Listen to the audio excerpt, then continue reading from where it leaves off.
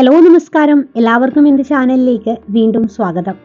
നമ്മൾ ഇന്ന് നോക്കുന്നത് EPFന്റെ സൈറ്റ് വഴി ക്ലെയിം റിക്വസ്റ്റ് എങ്ങനെ സമർപ്പിക്കാം എന്നതാണ്.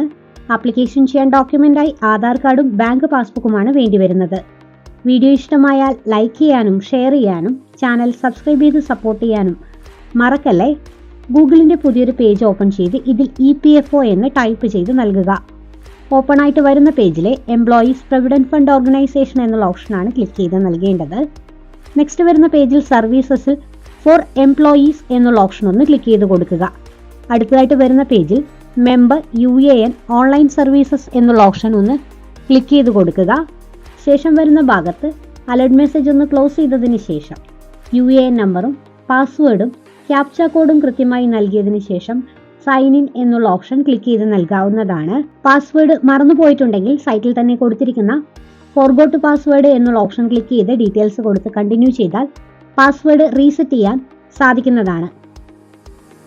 ക്യാപ്ച കൃത്യമായി നൽകിയതിന് ശേഷം ഞാനിവിടെ സൈൻ ഇൻ എന്നുള്ള ഓപ്ഷൻ ക്ലിക്ക് ചെയ്ത് നൽകുന്നുണ്ട്. നെക്സ്റ്റ് വരുന്നത് ഫോണിലേക്ക് OTP മെസ്സേജാണ്. PFന്റെ സൈറ്റിൽ കൊടുത്തിരിക്കുന്ന ഫോണിലേക്കാണ് OTP വരിക. ഈ ഒരു OTP കൃത്യമായി ടൈപ്പ് ചെയ്ത് നൽകിയതിന് ശേഷം സൈറ്റിലെ ക്യാപ്ച കൂടി കൊടുക്കുക. സബ്മിറ്റ് എന്നുള്ള ഓപ്ഷൻ ഒന്ന് ക്ലിക്ക് ചെയ്ത് കൊടുക്കുക. OTP വാലിഡേറ്റ് ആയി PFന്റെ ഹോം പേജിലേക്ക് കൺവേർട്ട് ആയിട്ട് വരുന്നതാണ്. ഈ ഒരു പേജ് വഴിയാണ് ക്ലെയിം റിക്വസ്റ്റ് സമർപ്പിക്കേണ്ടത്. ഏറ്റവും മുകളിലായി നൽകിയിരിക്കുന്ന ഓൺലൈൻ സർവീസസ് എന്നുള്ള ഓപ്ഷനിലെ ക്ലെയിം എന്നുള്ള ഓപ്ഷൻ ക്ലിക്ക് ചെയ്ത് കൊടുക്കുക. നെക്സ്റ്റ് വരുന്ന പേജിൽ ബാങ്ക് അക്കൗണ്ട് നമ്പറാണ് നൽകേണ്ടത്. നിലവിൽ PFന്റെ പ്രൊഫൈലിൽ കൊടുത്തിരിക്കുന്ന ബാങ്ക് അക്കൗണ്ട് ഡീറ്റെയിൽസ് ആണ് നൽകേണ്ടത്. ബാങ്ക് ഡീറ്റെയിൽസ് അപ്ഡേറ്റ് ചെയ്യണമെങ്കിൽ മാനേജിലെ KYC എന്നുള്ള ഓപ്ഷൻ യൂസ് ചെയ്ത് അപ്ഡേഷൻ നടത്താവുന്നതാണ്. ബാങ്ക് ഡീറ്റെയിൽസ് കൊടുക്കുക, വെരിഫൈ ഓപ്ഷൻ ക്ലിക്ക് ചെയ്യുക. വന്നിരിക്കുന്ന അലേർട്ട് മെസ്സേജിൽ S എന്നുള്ള ഓപ്ഷൻ ക്ലിക്ക് ചെയ്യുക.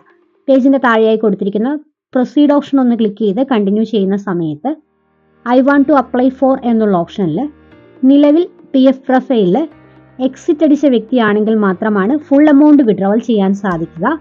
അല്ലാത്തവർക്ക് PF അഡ്വാൻസ് ഫോം നമ്പർ 31 എന്നുള്ള ഓപ്ഷൻ യൂസ് ചെയ്ത് അപ്ലൈ ചെയ്യാനാണ് സാധിക്കുക. സെലക്ട് സർവീസസ് എന്നുള്ള ഓപ്ഷനിൽ ഒന്നിലധികം സ്ഥാപനങ്ങളിൽ വർക്ക് ചെയ്തിട്ടുണ്ടെങ്കിൽ ഏത് PF അക്കൗണ്ടിൽ നിന്നാണോ എമൗണ്ട് വിഡ്രോവൽ ചെയ്യാൻ ഉദ്ദേശിക്കുന്നത് ആ ഒരു അക്കൗണ്ട് ഒന്ന് സെലക്ട് ചെയ്ത് നൽകേണ്ടതാണ്. ശേഷം വരുന്ന ഭാഗത്ത് റീസൺ ആണ് സെലക്ട് ചെയ്ത് കൊടുക്കേണ്ടത്. ഏതെങ്കിലും ഒരു റീസൺ സെലക്ട് ചെയ്ത് നൽകാവുന്നതാണ്. ഞാനിവിടെ ഇല്ലിനസ് എന്നുള്ള ഓപ്ഷനാണ് സെലക്ട് ചെയ്തിരിക്കുന്നത്. എത്ര എമൗണ്ട് ആണോ വേണ്ടത് ആ ഒരു എമൗണ്ട് ഇവിടെ ടൈപ്പ് ചെയ്ത് നൽകേണ്ടതാണ്. അഡ്വാൻസ് എമൗണ്ട് വിഡ്രോവൽ ചെയ്യുന്ന സമയത്ത് നൽകുന്ന ഫുൾ എമൗണ്ട് നമുക്ക് അക്കൗണ്ടിലേക്ക് ക്രെഡിറ്റ് ആയിട്ട് ലഭിക്കുന്നതല്ല. ഒരു നിശ്ചിത ശതമാനം തുക, അതായത് 75% വരെ മാത്രമാണ് കൊടുക്കുന്ന തുകയിൽ നിന്നും നമുക്ക് അക്കൗണ്ടിലേക്ക് ക്രെഡിറ്റ് ആയിട്ട് ലഭിക്കുക. അപ്ലിക്കന്റിന്റെ അഡ്രസ് ഡീറ്റെയിൽസ് ആണ് നൽകേണ്ടത്. വീട്ടുപേര്, സ്ഥലപ്പേര്, പോസ്റ്റ് ഓഫീസ്, പിൻകോഡ് തുടങ്ങിയ കാര്യങ്ങളും സിറ്റിയും ഒക്കെ കൃത്യമായിട്ടൊന്ന് ടൈപ്പ് ചെയ്ത് കൊടുത്തതിന് ശേഷം പേജിൻ്റെ താഴെയായി കൊടുത്തിരിക്കുന്ന ഡിക്ലറേഷൻ ഒന്ന് ക്ലിക്ക് ചെയ്യുക. ഗെറ്റ് ആധാർ OTP എന്നുള്ള ഓപ്ഷൻ ഒന്ന് ക്ലിക്ക് ചെയ്ത് കൊടുക്കുക. സൈറ്റിലേക്ക് ഡോക്യുമെൻ്റ് അപ്ലോഡ് ചെയ്ത് നൽകേണ്ട ആവശ്യം വരുന്നില്ല. ഇപ്പോൾ വന്നിരിക്കുന്ന OTP കൃത്യമായി കൊടുത്തതിന് ശേഷം ക്ലെയിം സബ്മിറ്റ് ആവുന്നതാണ്. ഈ ഒരു ഭാഗത്ത് ക്ലിക്ക് ചെയ്യുന്ന സമയത്ത് നിലവിൽ സമർപ്പിച്ചിട്ടുള്ള അപേക്ഷയുടെ സ്റ്റാറ്റസ് അറിയാൻ സാധിക്കുന്നതാണ്.